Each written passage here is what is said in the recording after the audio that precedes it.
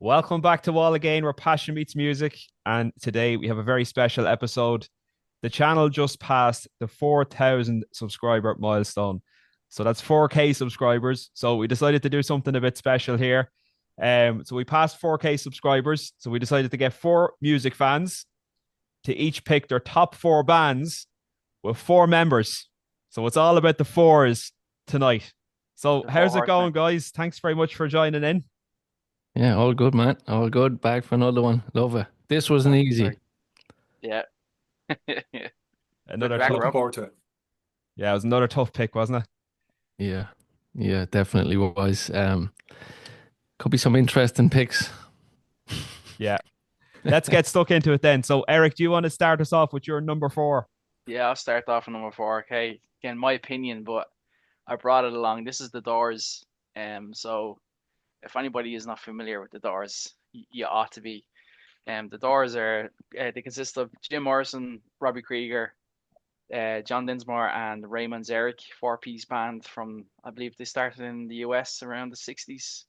And yeah, they're just mind-blowing band. Highly recommend them. So what I showed you there is their debut album, which is just called Doors, and some absolutely amazing tracks on this album. Break on Through to the Other Side, Soul Kitchen, 20th Century Fox, Back to Our Man, The End, and Light My Fire, of course, one of the most famous tracks.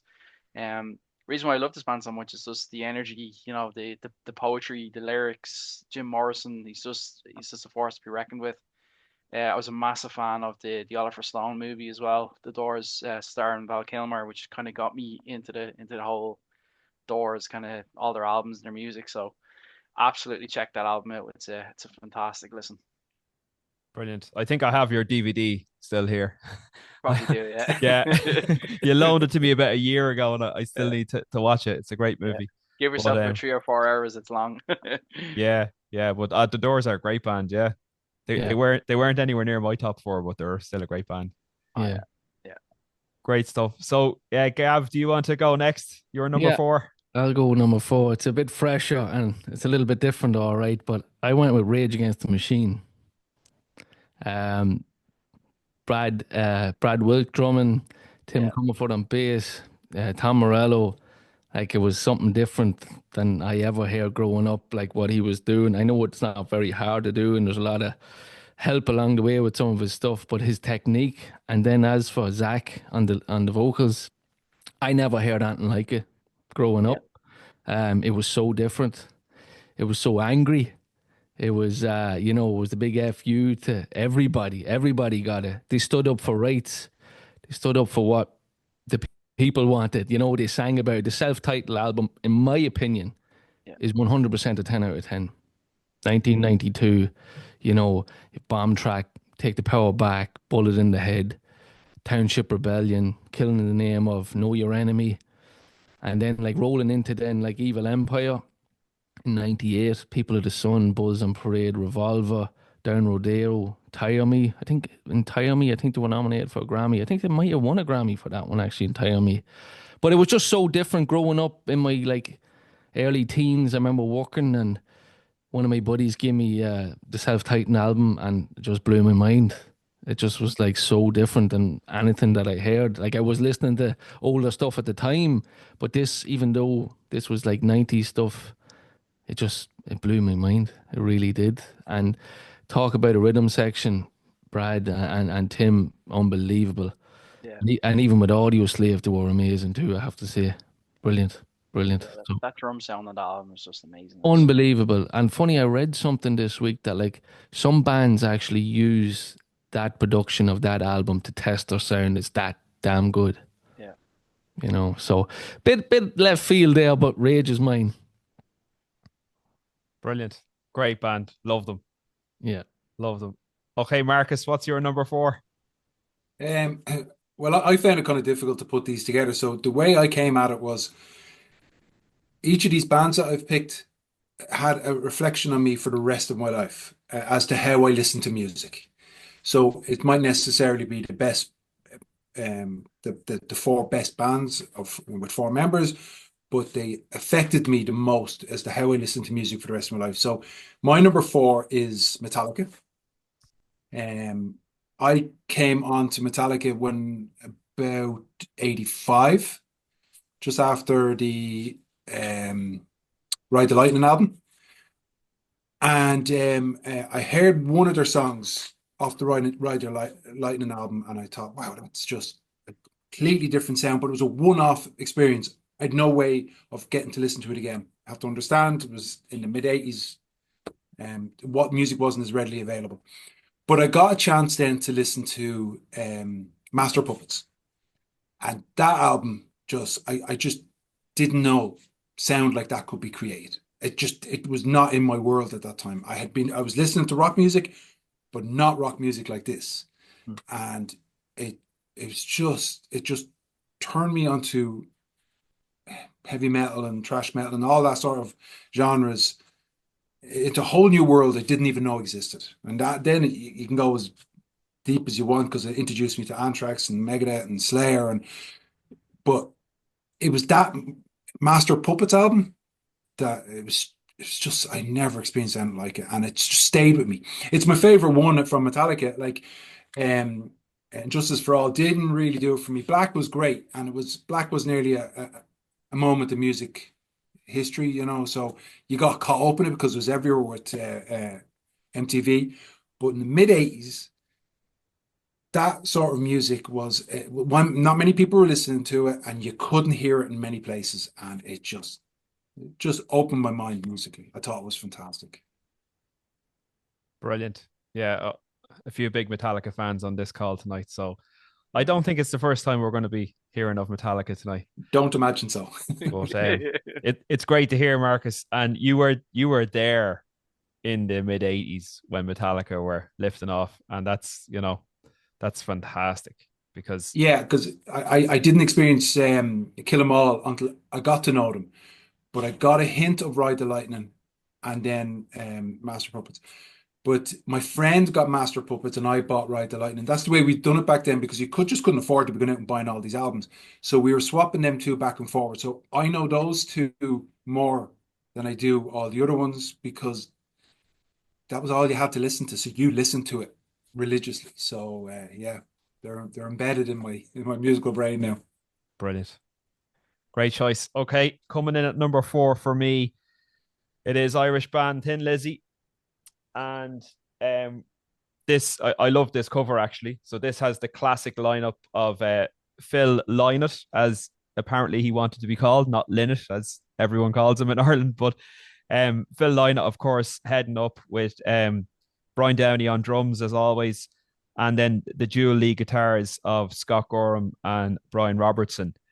And I suppose Thin Lizzy had been around from the early 1970s and released some kind of psychedelic folk rock, acid rock albums, which are actually really good, especially the third one, Vagabonds of the Western World.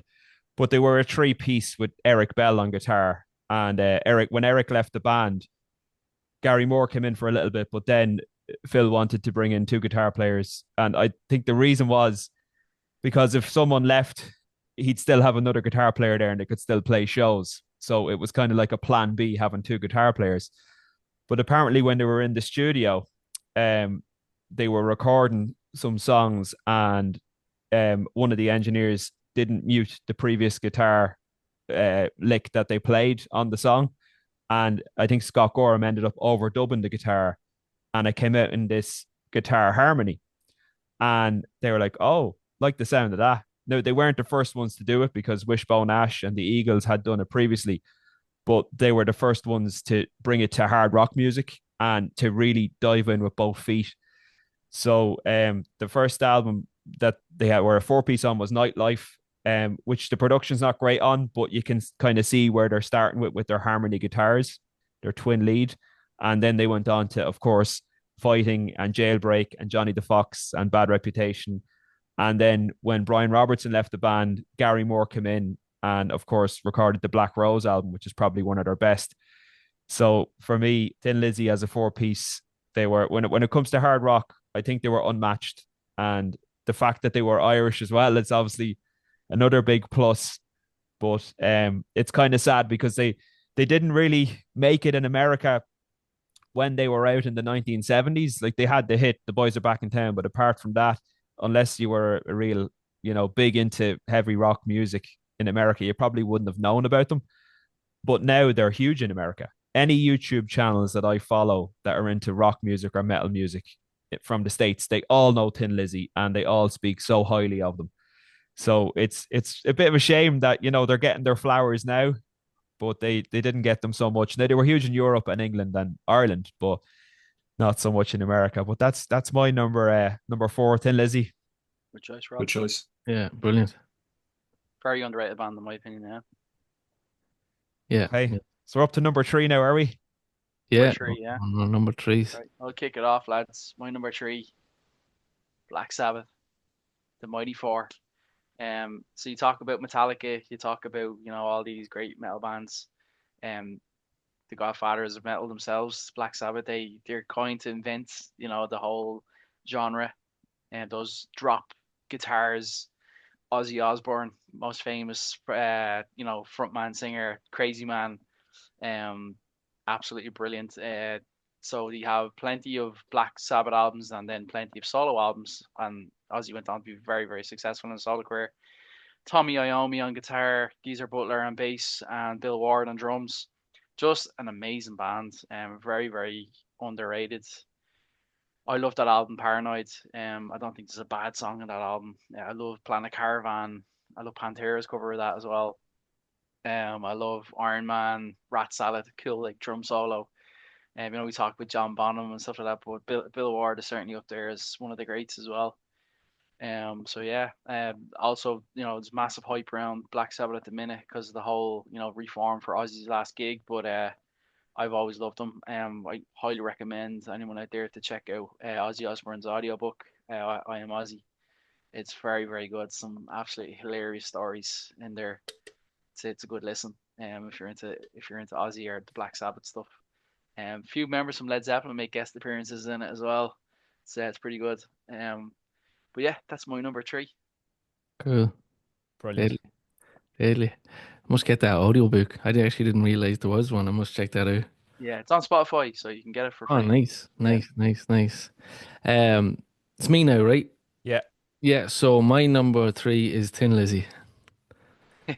Yeah. So basically everything that you said, Rob, yeah. Standout albums for me, Jailbreak, of course. I think it's like there's absolutely no skips on that. Absolutely none. I love there's a balance of hard rock and there's like, even Romeo and the Lonely Girl. I love that track. Warriors, Jesus, it's deep as well. Like the lyrics, but how Phil delivers it and the sound of the guitars. Jailbreak, of course, Cowboy Song, Emerald. Come on, like Emerald, it's brilliant. Like I could listen to that song 400 times and I wouldn't get sick of it. I'll never forget. Yeah, like the two guitars, like it's just like even as a young lad, I remember hearing that and just like stop you in your tracks, like, and that's when you know that's a song. As a kid, going, "What's this?" You know.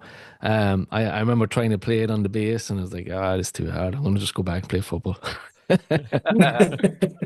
But it's amazing. I love it. Black Rose as well.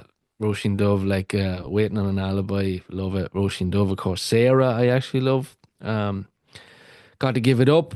And then the like Live and Dangerous, probably one of the top three, four best live albums ever, in my opinion. A funny fact that I'll just whip out quick when we were doing a bit of research on our podcast about Jailbreak, it was about how the pressure was put on the band for that last album from the label, that they had a very short time and it was basically, shit or get off the fence kind of with this album. And I read somewhere like down south, I'm going to say, I don't have the notes in front of me, but like somewhere like Oklahoma or somewhere that started pushing Jailbreak. And like it went from one small radio station in like Oklahoma or somewhere, and it was Kentucky. It was actually, it was Kentucky, and it was like a disc jockey down there. I liked the song, and he started to play it, and it grew legs down there in America. I know it didn't get huge, but it's a funny story. Like that track kind of took off in Kentucky first in America, and that kind of grew legs for the band. But yeah, one of our own. You gotta love them. Brian Downey as well, the Downey Shuffle. Like, Eric, I'm sure you, Serious drummer. yeah, Very, Siri. very good drummer. I Yeah. got to see him last year up in the academy. He still has it at his age. Like, Yeah. great show with the Brian Downey Live and Dangerous.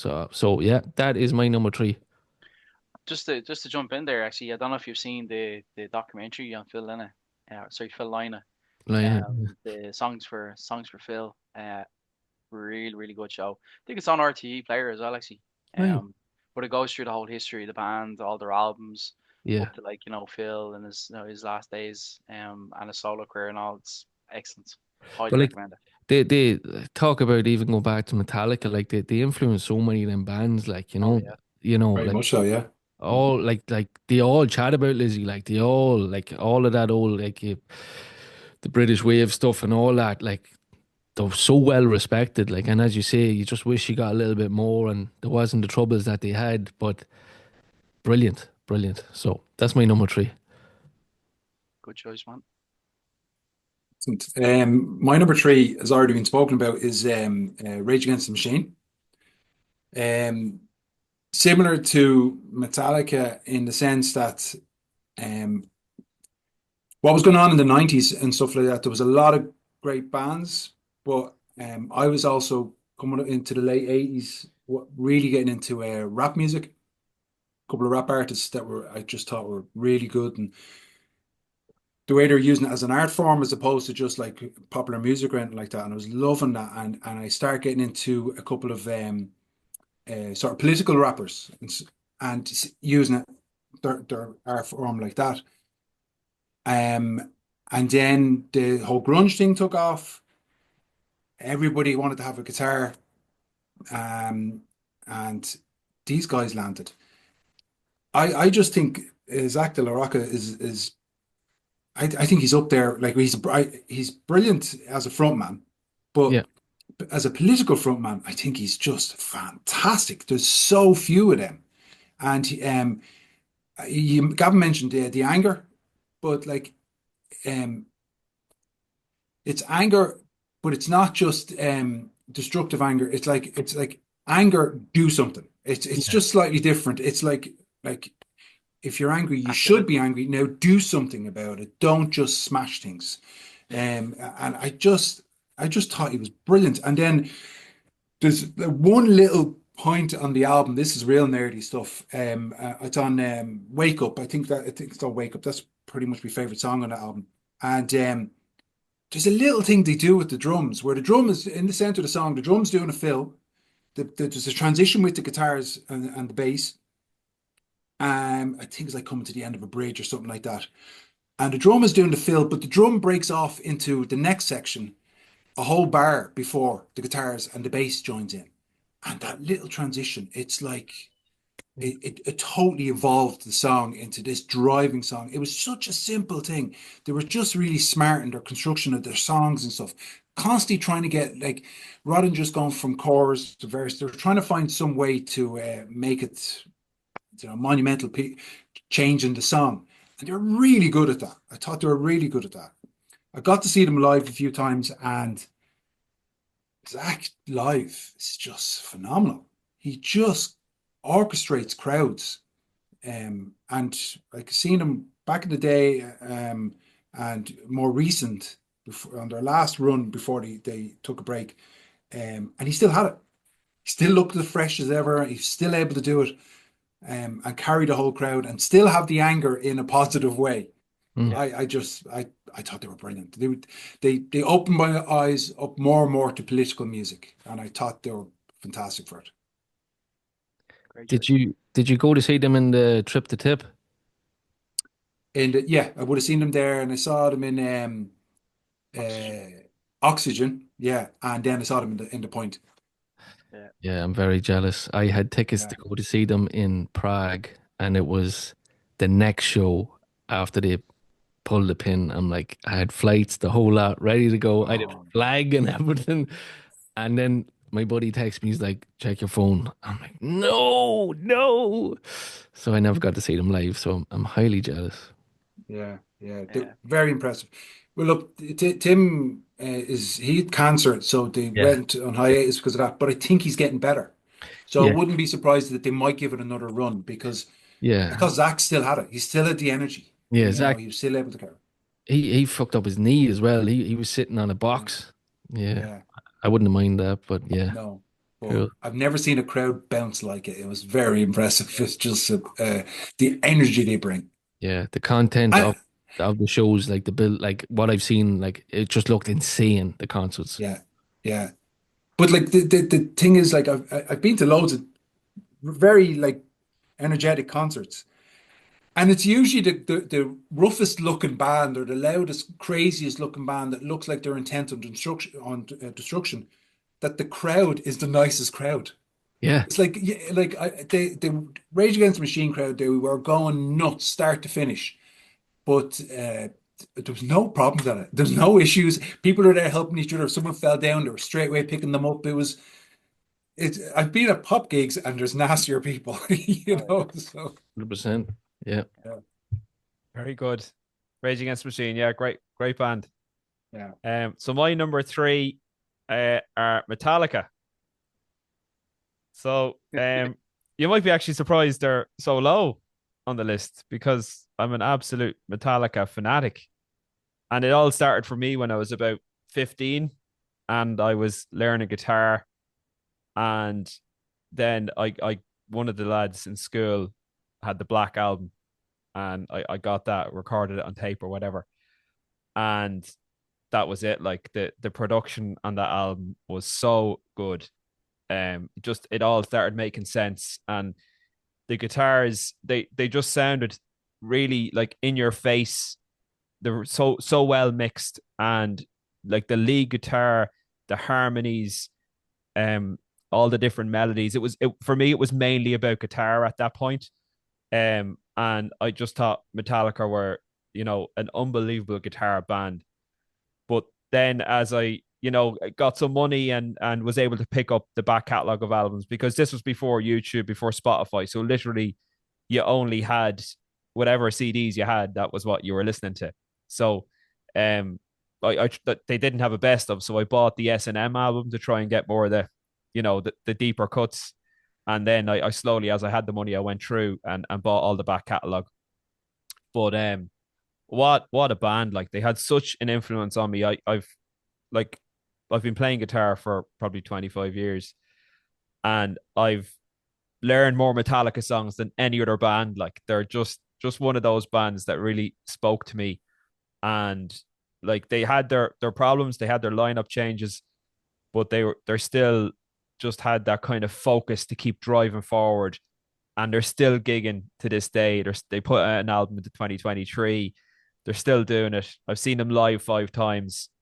One of my all-time favorites, and they could have been higher up the list, but I had to put them in the top four somewhere, so I'm putting them in at number three. Yeah, great band. Yep. can't Okay, deny that. Eric, We're all gonna pick the same bands, aren't we? we're Yeah. starting we're starting to Right. get some crossover now, aren't we? All right, Yeah. there's my number four. And I've picked the fourth album as well. So this is Led Zeppelin. You're number Um, two. oh sorry, beg pardon. Number two, I mean. So Led Zeppelin. What can we say about these guys? We have an entire YouTube series on them. Go check that out. Yeah, just an incredible four piece. I mean, the more you listen, the more you discover. Robert Plant, John Paul Jones, Jimmy Page, and John Bonham, one of my favorite drummers.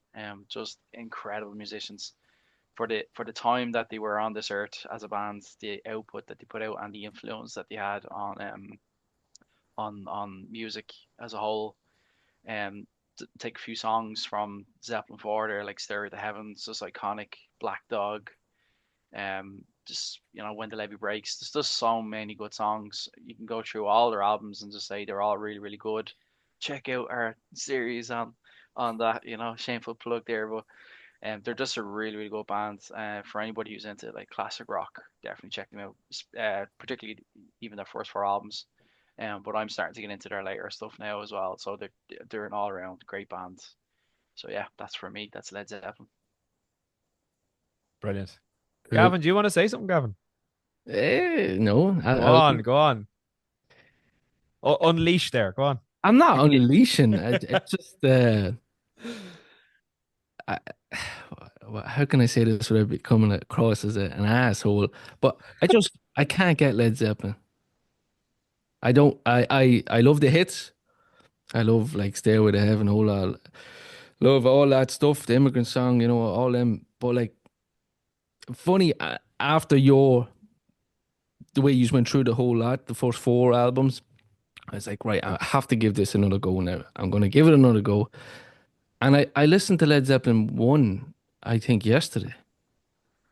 And yes, there's some great tracks in it. For me, obviously, this is, everybody's, into different things. But yeah, just some of it. I feel personally that there's a little filler for me on one, two, three, and four. I think there's a couple that I just don't get. That one on four, what is it, California, driving to, what is that one called? The kind of, Going to California. Going to California. yeah, I don't get it. I just don't get it. I don't know. Maybe it'll come to me, but I'm not a huge fan of Robert Plant either. It's a bit too much the wailing and stuff. But I think it's something from maybe being a teenager and like I felt like, when you talk to someone about music, I'm not shitting on Led Zeppelin. They're a good band, but they're not in my top four, put it that way. Yeah. But like I felt as a young fella when you were chatting about music to other people, and it was like, oh, you have to check out Led Zeppelin. And I'm like, yeah, yeah, yeah. And it was almost to me, it was like it was the cool thing that you had to say you love Led Zeppelin. And I think I just rebelled as a young fella. I'm like, no, no. And Yeah. maybe that's just stuck with me, but I'm just being ignorant. But I have tried it again, and I just, of course, there's some brilliant tracks. John Bonham's unbelievable, you know. Um, but yeah, just some of it, I just feel it's a bit fillery for me. Sorry. There you go. No offense It's okay. taken, man. That's the beauty of music, isn't it? Like everyone has their own Yeah. opinions and whatever. Like so, it's Stairway to Heaven is unbelievable, but I'd say as a diehard fan, you're probably sick of that song. But like I could listen to that all day. But just some of it. But thanks, Rob, for hanging me out to dry there. No, I wanted to get a bit of over and back on it, and Yeah, I yeah. I can like I hear where you're coming from. I Thanks. like I don't agree with anything you've said, but I know. but I can hear if you're like if you're thinking of Led Zeppelin as like you're thinking Metallica as a metal band, right? Those first four albums, they don't really put a foot wrong. Okay, in terms like every song, even the slower songs, they still have elements of heavy metal in there in terms of the guitar solos and stuff. Yeah. But if you think of Led Zeppelin, you try to put Led Zeppelin into a box as a hard rock band, then certainly you're going to be disappointed because there are elements of folk in the Folk first four stuff, albums. psychedelic kind of stuff. Just Yeah, so I get that thing. But look, we Led Zeppelin might come up again. You never know. So I'd do you say it. Well, do you want to uh, give us your number two? all right, let me breathe now. You're attacking. Right. So yeah, I feel bad now saying these bands now. No, no, no. You're good, man. Right. My number two is Alice in Chains. won't Uh, disagree there now. yeah, I had to go something grunge. It was, Nirvana, Alice in Chains for me. Pearl Jam, it was, but Alice in Chains. I think more so recently I've got into them more because of talking about them on the podcast and chatting to Rob and stuff. Going through, Lane, Mike Starr, Sean Kinney, Jerry, of course, like that. Talk about debut albums. Facelift is absolutely unbelievable. Unbelievable. For a band that came out, out of Seattle with a lot of pressure, probably, you had Soundgarden, you had Nirvana, you had, even the stuff earlier with Andrew Wood and Mother Love Bone, all this stuff. Like, they came out running. They came out sprinting. They were Yeah, unbelievable. Lane Staley was a freak. Like, I never heard anything like it. yeah, He just when I heard him first, it was like he just lit a fire inside me. He had something to give to the world and tell the world and express to the world. And my God, did they do that? Between Facelift, Sap, Dirt, come on. Like Jesus Christ, what an album. And then even the EP, then Jar of Flies, so different as well. Like myself and Rob, we've chatted about it. A lot of strange tracks, even on the debut one, like Bleed the Freak, as we talked about, Rob's. There's elements of grunge metal, and like there's something there in between. I don't know what to call it, but like there's almost like ballady kind of stuff as well. But as a vocalist, I think Lane and Chris Cornell for me are probably two of the best. And at a push, at the moment, of course, things change as your mood and your age and all this. I think I'll go with Lane at the minute. But really, really cool band, and would have liked to hear more, of course, but the the world had a different plan. But so Alice in Chains for me, number two. Yeah, Serious vocalist, yeah, serious band. yeah, great choice. Yeah, Yeah. I'm a huge fan as well. Obviously, Gav, like we did our top five grunge bands of all time countdown, and yeah, sorry, Marcus, Pearl Jam were beat. You know, they were beat by Alice in Chains hands down. Yeah. Yeah, So, in case anyone doesn't know, myself and Marcus were the guitar players in a Pearl Jam tribute band. So that's the in joke there. But we know the back catalogue of Pearl Jam very well, Marcus. Yeah. yeah, probably too well at this stage. Yeah, yeah. One thing I just left out was Jerry Cantrell. Like, serious man. Songwriter, singer, can just come up with the most outrageous riffs ever written. Like he's brilliant. And I think he's a little bit underrated as well.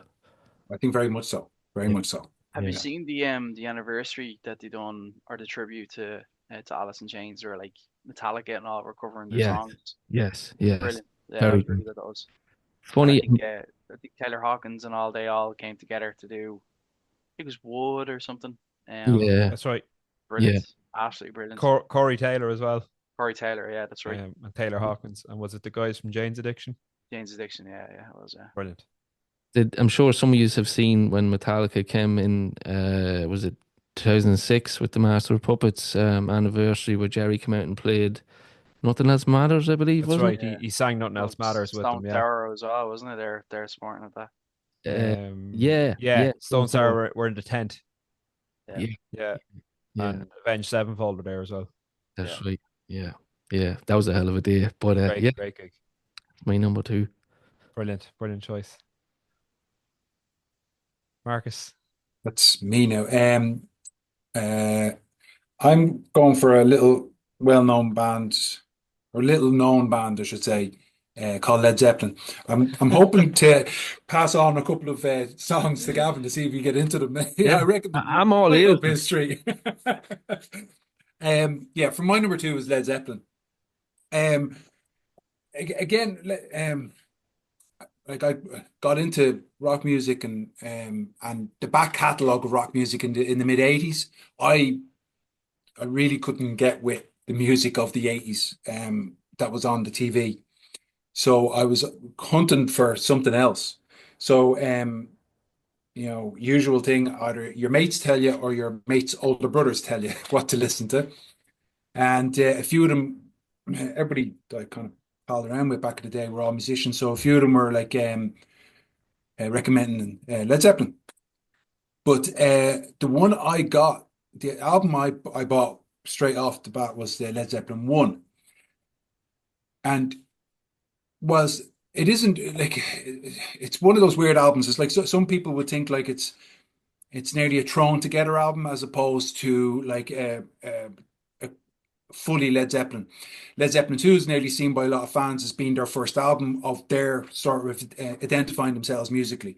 But I actually love Led Zeppelin 1. I think it's absolutely fantastic. But I think the reason why was I was getting very caught up in the whole blues, the British blues explosion that was happening in the 60s and all the artists of that, like from all the bands that came from that and how that affected America. And I felt this album was right up that street. And I was getting really big into Muddy Waters, John Lee Hooker, stuff like that, getting into old blues stuff. And I felt they linked the blues explosion and the blues artists because like they pretty much stole from a lot of them for that album. But it was the one that really that I identified with. more so than the other ones. Like I get four is absolutely fantastic album. I love it. Three, I love it for its folky thing. But for me, the one that I identify probably the most is Led Zeppelin one. And I think also one of the main things that really done it for me was I saw this video. You can still see it; it's out there where they were playing a gig. I think it's somewhere in Scandinavia, Sweden or something like that, or Denmark. Yeah. And it's a black and white video. The four of them are just on the stage. The audience is just sitting around them at their feet. It's in a TV studio, and the power of the four of them just playing together. And it was like they're probably only about 6 months together at that stage, Yeah. and Were they it still was just labeled as amazing. the new Yardbirds at that stage? Were they Yeah, officially yeah, Led Zeppelin? I think, yeah, yeah. yeah. Well, Sorry. they did contracts for Phil and stuff like that, but it just that performance. It's still today. I love going back to it and checking it out. Yeah. It's like it's just so raw. It's brilliant. I love it, and I link that to the Led Zeppelin one, and it's one of my favorite albums by then, by Yeah. them. And yeah, that'd be my number two. Good choice, man. I, Brilliant. d- I do like the track at the end. Is it I Can't Quit You, Baby? It's real bluesy. Yeah, Yeah, I really like that track. It's cool. yeah, yeah. It's a fantastic one. Check out actually a good one for you, Gav, is When the Levee Breaks. Yeah, I know it. No, I know it. Yeah, My yeah, favorite yeah. song. Yeah, cool. I like the more guitar, But more bluesy stuff. Just the folky psychedelic stuff just doesn't do it for me. I get on to Rob. I'll get that link to that video I'm talking about and get him to Right. send it to you. Cool. It's a wonderful performance. I think it's only about 6 or 7 songs long. It's just brilliant. It's There's no doubt, just like they're phenomenal musicians. yeah. Absolutely. But they're so raw. They hadn't become a polished unit at that stage, and you can see the rawness, and it still works. It just Sometimes that's works. better. Yeah. Yeah. So Brilliant. Great stuff. Okay, my number two is probably something that's a bit left field for this chat. It's the Fab Four, the Beatles, John Lennon, Paul McCartney, George Harrison, and Ringo Starr. Um, I've been listening to the Beatles for over 30 years, probably. Since I started listening to music, they were always a band that were present. So they were really influential on me in terms of getting into music and starting to play guitar. Um, I when I started really getting deep into the Beatles, probably in my mid-teens, I just couldn't believe how many famous songs they had in their back catalogue. It was mind blowing. And the actually when I got into them, it was the earlier stuff. So I bought the Red album and I was listening to some of the earlier stuff, and that was all good. But when I started listening to the later stuff, that's when it really, got the hooks into me. Psychedelic, blues rock, all that really, really great stuff. Albums like the White Album, Sergeant Pepper's, Abbey Road, even I love Let It Be as well. I know some people are mixed on it, but I just think and then I started diving into the history of the band. So, like back in the 1950s, the music industry was essentially songs being written for a singer to perform. So like Dean Martin, Frank Sinatra, people like this was the way music was being put out and produced. And then of course Elvis came along and took it to a different level, but still there was a lot of songs being written for Elvis.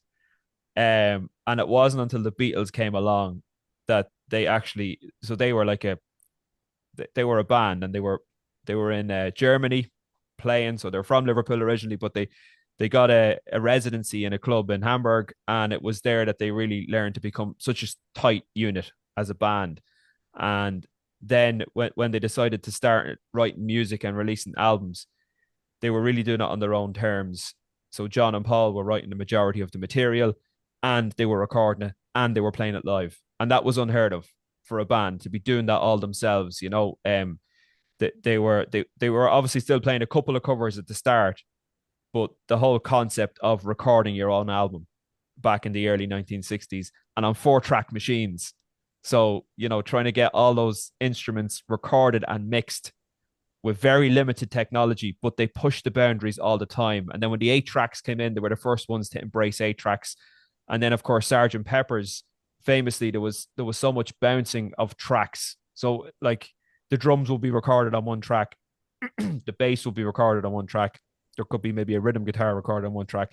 Then they'd bounce all that down to a track to free up more tracks for vocals, backing vocals, additional guitars, and then they had, of course, instrumentation like symphonies and orchestras, and they were bringing all this stuff into pop music and rock music. But again, they were doing it all themselves with, of course, one of the best producers of all time, George Martin, who was a really top-notch engineer and knew he was professionally trained musician, and knew how to get the sounds that the Beatles had in their head. And of course, they were so creative. They got influenced by Eastern cultures and the whole drug scene as well. They were big into that, and that led to exploring different types of music and stuff. But for the 8 or 9 years that they were together releasing albums, like the body of work, I think that there's 13 hours of Beatles music out there in the world, and they're still the most influential band of all time. They're the highest selling band of all time, most listened to band of all time. And I know, like, we love our rock and our heavy music, and a lot of people will say like Ringo's not a great drummer and stuff like this, but like I think you just have to stand back and look at the impact that they had on music. Like, we potentially wouldn't have had a Led Zeppelin, Deep Purple, Black Sabbath, Metallica, Megadeth. Like, none of that may have existed if it weren't for the Beatles, because they forged the path of this is how you do it. Like, you don't let other people write your songs. You record your own songs. You play your own instruments. You perform your own songs, and you're the artist. You're the band. You call the shots. And yeah, they had a massive impact on me, and I think a massive impact on the world of music. And I still listen to the Beatles very regularly. And I think they'll be a band that'll always be with me. Yeah. Absolutely love them, and they're coming in at number 2 for me. Well said, Rob. Good shout, man. Yep. Yeah, great fun. If I can come in with something, Yeah. the way Gavin is about Led Zeppelin, I'm the exact same about the Beatles. Like, I get everything that you said, and I get how influential they are, but I just don't get all the hype. Like the way people are fanatical about it, I've never quite got into the Beatles. I know their songs. I probably know all the words of these songs. I know this because I saw Paul McCartney live, and I was given the ticket. I didn't even want to go, but my wife did, and I wasn't really interested. And then he walked on stage and was like, "Oh my God, it's a Beatle!" And I was totally starstruck. And he played for 3 hours, and I sang every song, and I knew all the words. So the words are in there somewhere, but I never got the Beatles. I never really got into the Beatles, and I know how good they are. I know how good songwriters they are. I know their impact on the world's music's history and all that. But it's like I never really got them. Yeah. I think they've been with me from like a childhood Yeah. the whole way through my journey in music. They've always been the touchstone for me, Yeah. and yeah, and even the solo works from them, particularly John Lennon and George Harrison in the 1970s, like some fantastic albums there as well. And Paul Yeah. McCartney had some good stuff here and there, Yep. but Christmas song. yeah, yeah. Are you a fan of Yoko Ono singing? Oh, that's No, that's that's an experience. the avant-garde stuff is Have you ever seen the terrible. video I was of gonna say it, John, Marcus. I was gonna say it. John Lennon and Johnny B. Good? What's his Yeah, name yeah, after? Johnny be good. Chuck What's up? Berry. Chuck Berry. Did He's you ever So see that funny. video? yeah, he's like this. Oh, so funny, man. It's like, Yeah, yeah. It's a Yeah. joke. No, Brilliant. a lot of that stuff was not good. The John Yeah. Lennon avant-garde, John Lennon, what was it? The Plastic Ono Band, Yeah. which Eric Clapton was actually a part of that band for about 6 months. He was touring with them and stuff when he was between bands. But yeah, no, I wouldn't be a fan. Look, there is some stuff in that Beatles back catalogue that I wouldn't be, I'd be skipping over, particularly on the earlier albums. But I think on the later albums, I give everything a shot. Everything from Revolver, Rubber Soul on.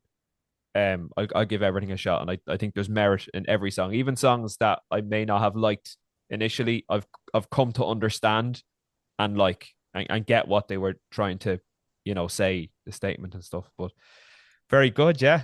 That's nice to have a bit of a difference of opinion on these things. Anyway, I always think. Yeah. I do That's a remember target. That's a target the on me now. I know. take it off me.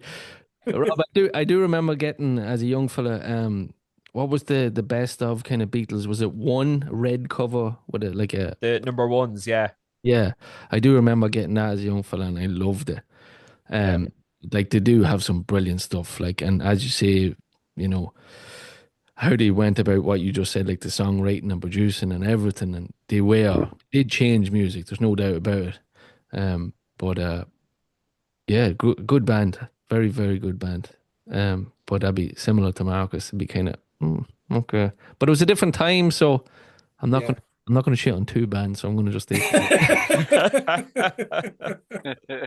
Shit away, man. Shit away. That's what it's all Uh, about. I'm looking forward to see what people's number ones are. So, Eric, All number right. Well, look, it's no surprise. I mean, No surprise. not no. like I mean, you look at my office here, you know. Yeah, it has to be Pink Floyd.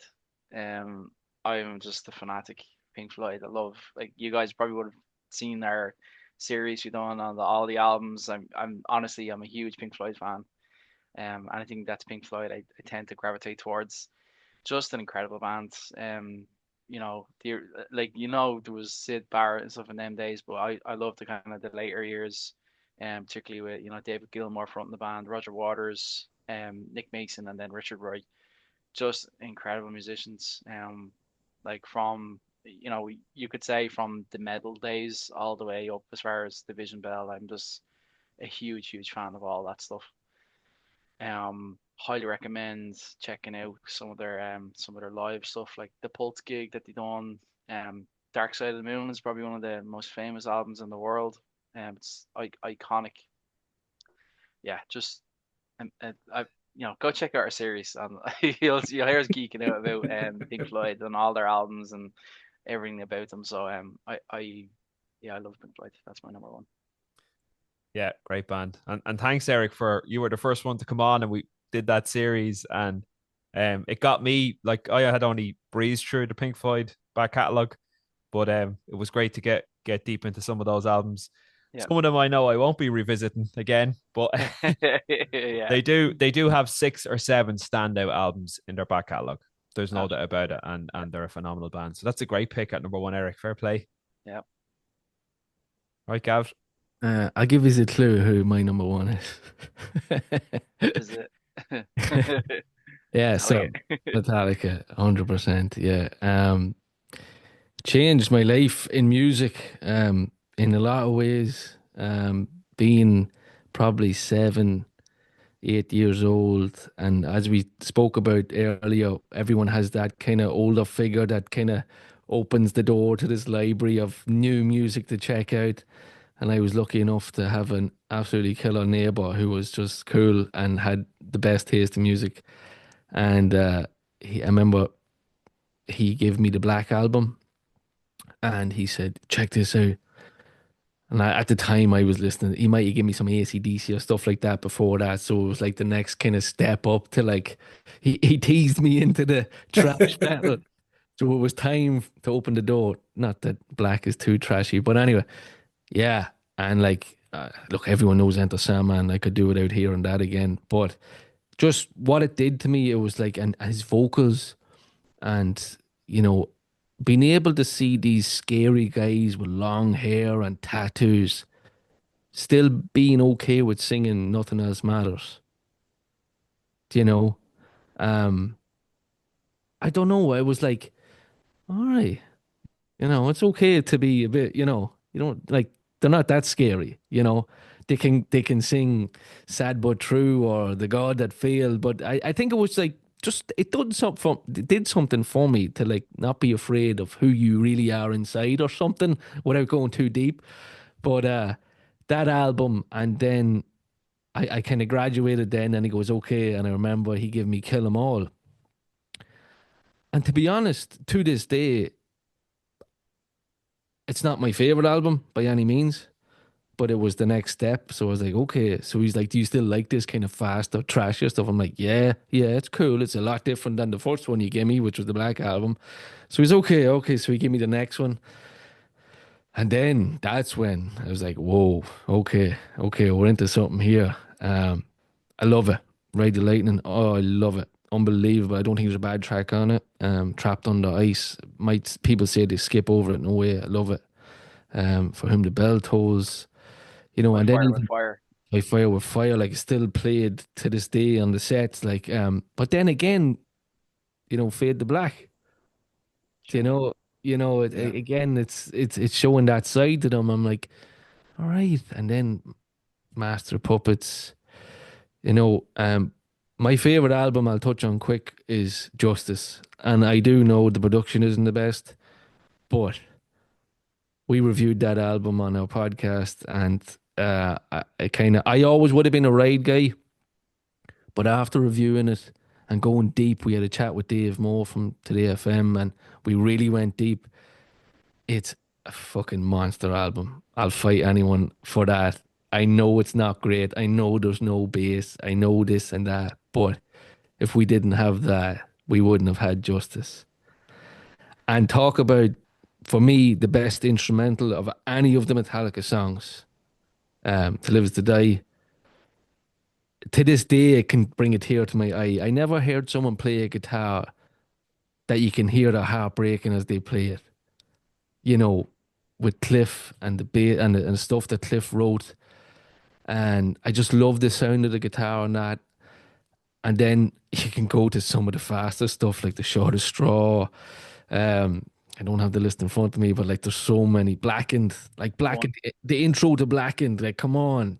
I think Jason used to actually wrote that from what I researched, believe it or not. But yeah, and then Master of Puppets. To this day, I love them obviously. Caught them last year in Madrid. Like the guys are in their 60s. They're still rocking. To be honest, I know Lars gets a lot of shit, but he actually was very, very good. I know In the his day, he was amazing. Yeah, yeah. I know there was a video of one of the gigs in England and it sounded horrible, but I heard something that the one of the mics went or something. But look, everyone can have a bad day. I know I can. They're only normal. They're only people at the end of the day. But like to still be doing what they're doing at this age and what they put their bodies through, they have to be for me my number one four-piece band ever. Great show. Brilliant.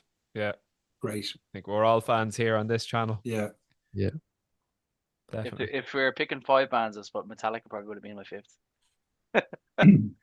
Like that, Metallica were my first ever bands to go see live. Yeah. Metallica, Linkin Park, The Darkness. It was there, yeah. Incredible That gig. was my first one. My very first gig, and it was just a baptism. You know what I mean? It was amazing into the whole rock metal world.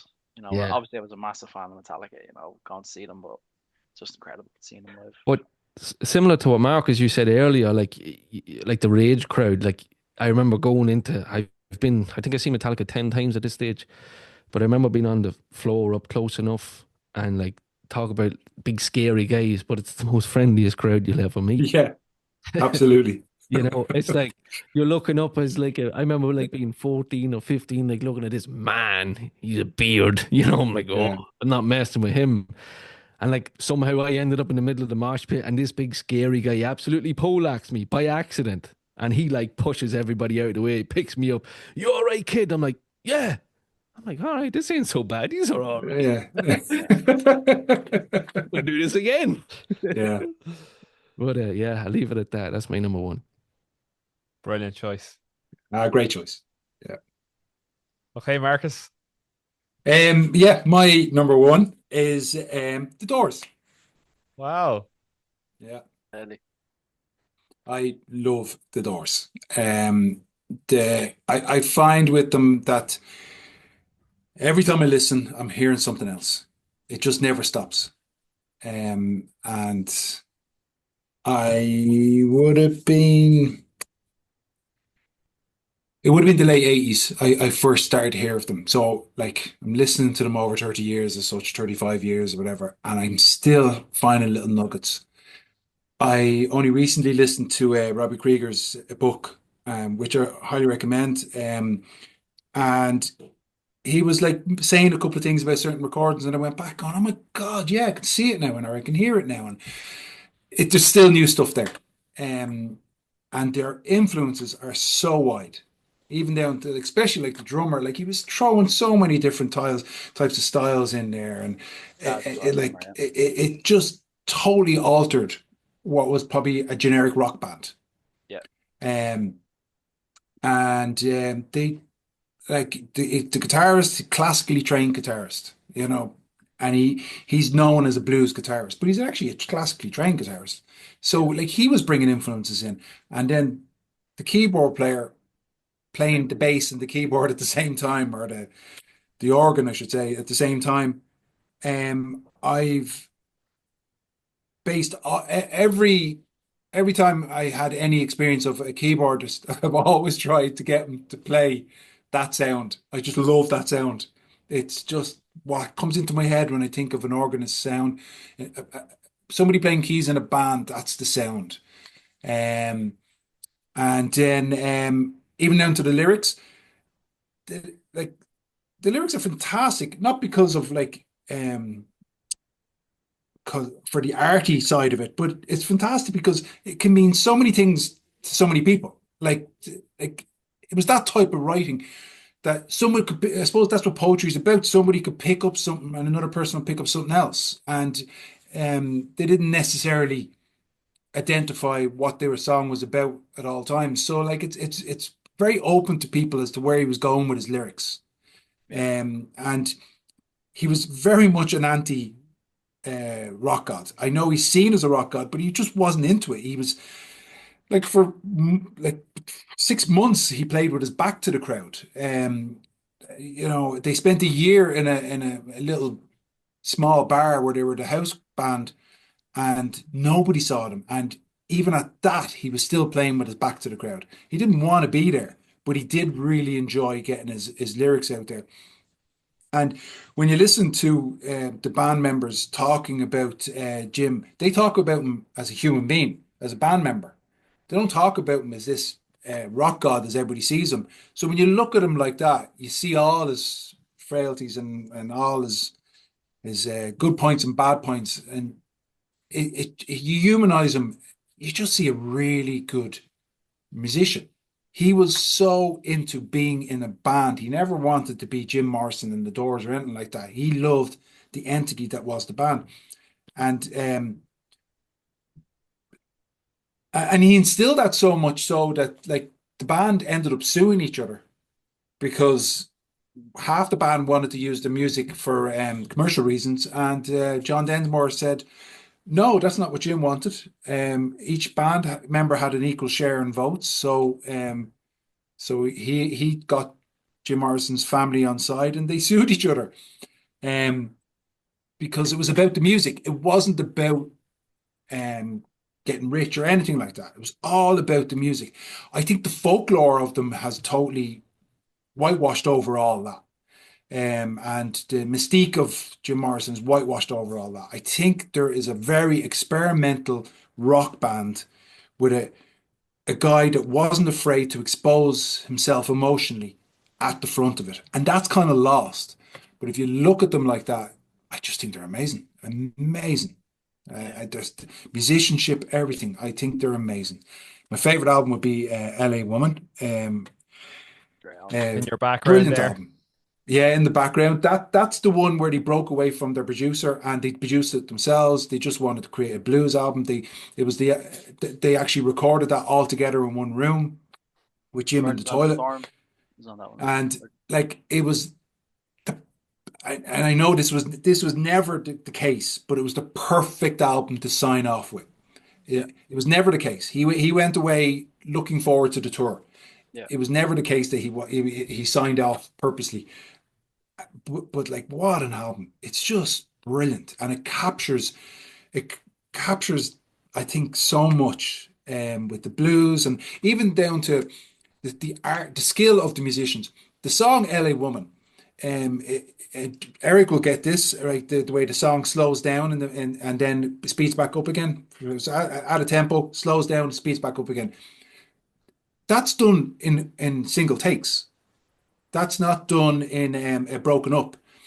It took the drummer 2 takes to get it up when he ramped it back up again to get it up close to the original tempo. That was just him by feel doing that.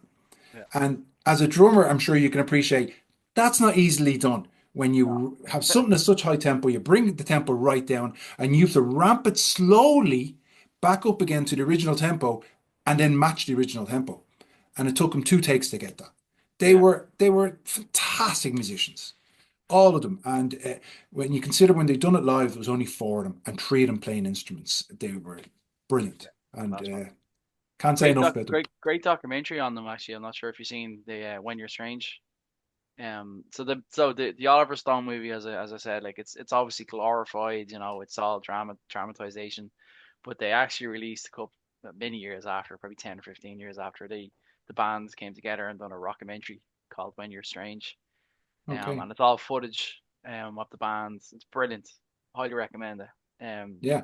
It's a good, it's good 2 hours or something to sit down and just chill out, listen to it, and gets you into the music. You'll discover little pockets of information from the songs and stuff. So it's really good. Yeah. Yeah. I love them. Absolutely love them. Brilliant stuff. Well, I have to say, guys, the passion that you all have for your number one bands is like so evident here. This is absolutely brilliant. Like I can see you've all mulled over this list for a while, but like your number one band is your number one band, and it's like it's in your blood, and that's Yeah. really coming across to me. So I hope I can do justice now on my number one band. So I'm just going to tell the story of my musical journey, I suppose, up until I discovered this band and the impact that they had on me. So so I got a guitar, an acoustic guitar for Christmas when I was, I think, 15, around that age. And I first thing I learned was Deep Purple Smoke on the Water riff. And then I had the chord book and I was plunking away, trying to learn chords, trying to learn songs. First 4 bands that I started listening to was the Beatles, as I mentioned, Tin Lizzy, Nirvana, and Queen. And I kind of had like those 4 CDs or whatever. They were on repeat the whole time. That was my first introduction to rock music. Then I went on a trip to Dublin and I picked up Guns N' Roses' Appetite for Destruction. And that sort of brought me on another bit in terms of, oh, right, so this is more different type of rock music. And then Metallica Black Album. And the next step after that was actually, so a lot of people were talking about it's Led Zeppelin, right? No surprise, right? So Led Zeppelin are number one. But a lot of people are like, you listen to rock music, yeah, Led Zeppelin, like Led Zeppelin. It's like hearing this Led Zeppelin all the time, I was like, have to get into this band, but I had no money. Like I couldn't just go out and buy all the CDs, just didn't have the money for that. Well, I was still in school at the time, So I ended up getting a copy of the early days. So someone had it on CD and I recorded it. And this is actually the cassette. I don't know if you can see that there.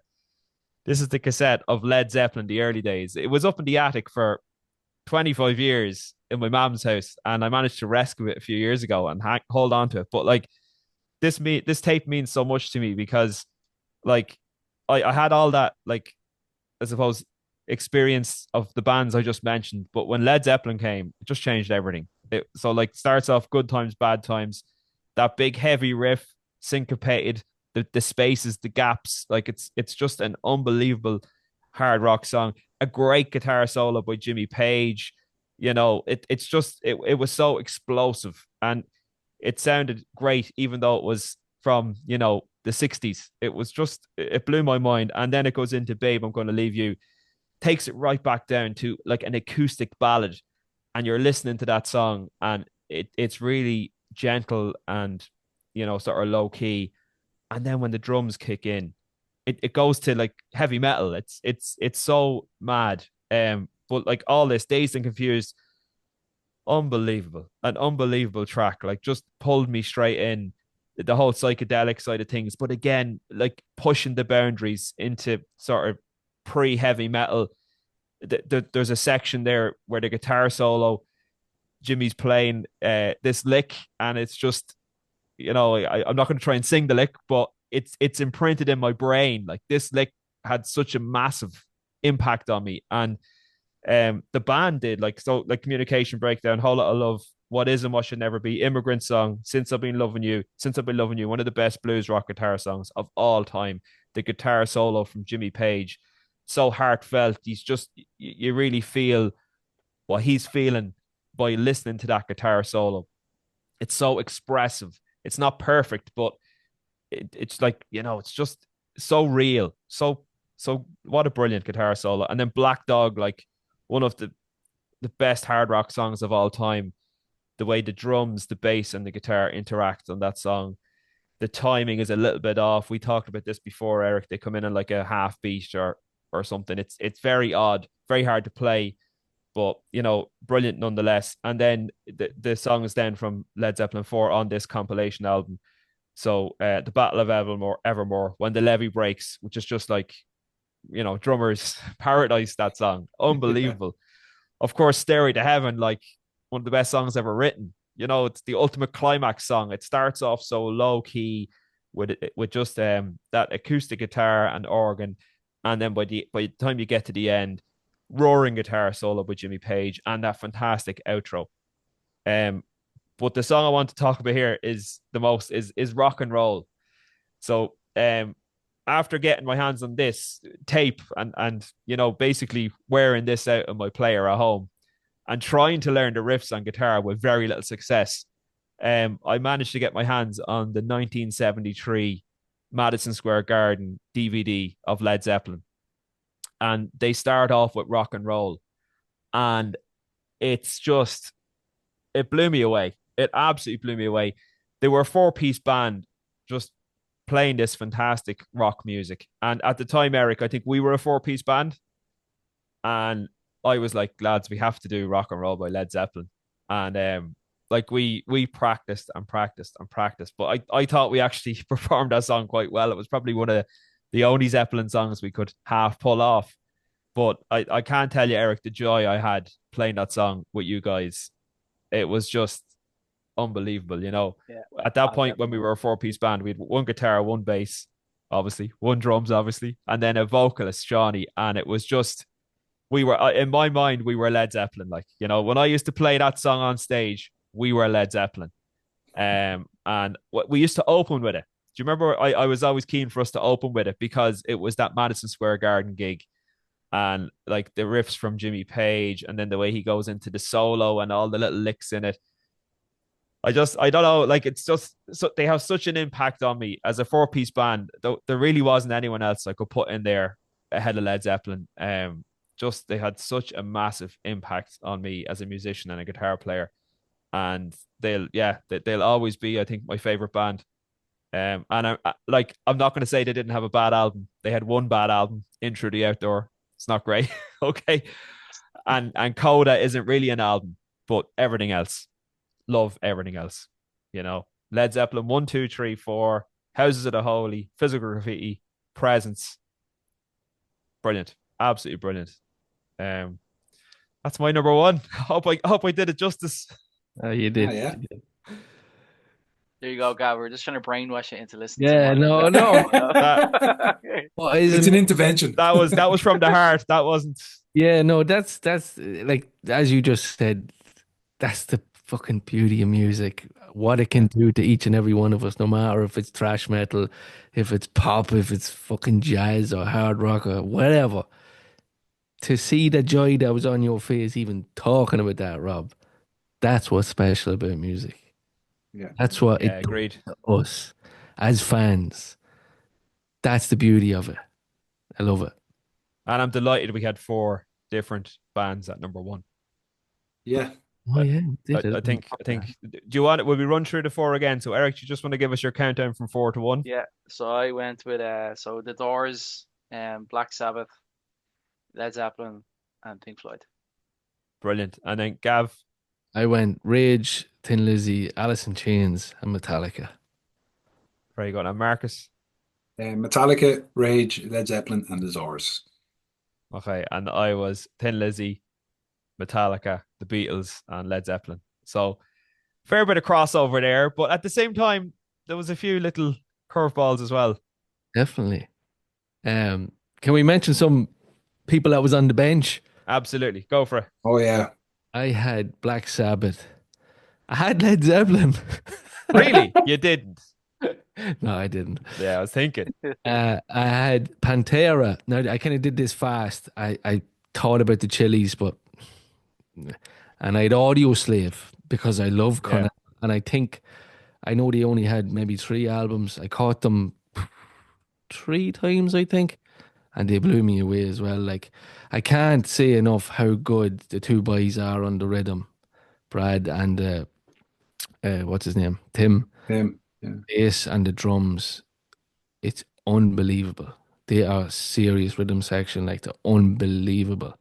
So damn good. So, and Chris Cornell, I have to say one thing. I got to see Chris Cornell live in the smallest venue in New York, maybe 300 people, acoustic set with Chris Cornell. Oh my God, Excellent. unbelievable. But we'll leave that for another day. But yeah, so it Pantera, yeah, Black Sabbath, Audio Slave, and I left it at that. Brilliant. Eric, who did you have on the bench? Metallica were coming in. I had U2 in there, because I Really? actually was a big U2 fan. Eric, Um, Eric, we need a chat. yeah. What else do we have? I had Pantera in there because they're like one of the first metal bands I was into when I was a teenager. And the funny thing is, I was really into Limp Bizkit, really into Pantera, and I got to see Pantera and Limp Bizkit like a week apart. Throw back to your teenage years or what? But yeah, like I mean, actually, like ask me another day, and it could be a completely, 100%. other bands on the bench. But it's just that's it. We're just into all different types of music. Yeah. Marcus, did you have anyone sitting on the bench? Soundgarden for me. I had Soundgarden sitting on the bench. Yeah. Yeah, they were probably at the time probably my favorite grunge band of that era. Yeah. Bad Motorfinger is just a fantastic album. I love it. Love it. And Yeah. then maybe Lizzie. That was probably the only ones then. I was him and Han with Lizzie. Like I love Lizzie. I've always been a fan of the line, as you say. Um, but like I love the early stuff as a three piece. Oh, yeah. Yeah. So like I was saying, oh God, I don't know, there's too many different eras with them. I thought, no, I'm not going to include them. But when you said it straight away, I went, oh, I should have included them. Yeah, Because as you spoke about it, you just brought it back up for me, going like, yeah, I should have included them. it's hard to just nail it down to four. Yeah. And that's the Queen, great thing about it, Queen, another great one as well. Yeah, Queen. Queen, yeah. Yeah. Queen. I also thought about Rory Gallagher's. He did have a 4 piece. He did have a four piece for a period, yeah. Yeah. You I give you a slight curveball, but I didn't think I'd get away with it. Was Elvis Presley and his first band. It was a four piece, yeah. including Elvis Presley. And like they were kind of like so iconic to other music afterwards. Yeah. My favorite part of Elvis Presley is like the first two albums, definitely the first album. That whole era when he was just starting out and he Yeah. had the double bass and the guitar and was it Scott Moore? Was it Scotty Moore on the guitar Yes. Yeah. and the drummer? I loved that little four piece, Yeah. but again, I didn't. I thought like, oh no, it's more called Elvis Presley as opposed to a band, so I didn't go Yeah. with them. But yeah, My, I thought that four piece was quite fantastic. my bench was full anyway. I had another four bands ready to come in if anyone got injured.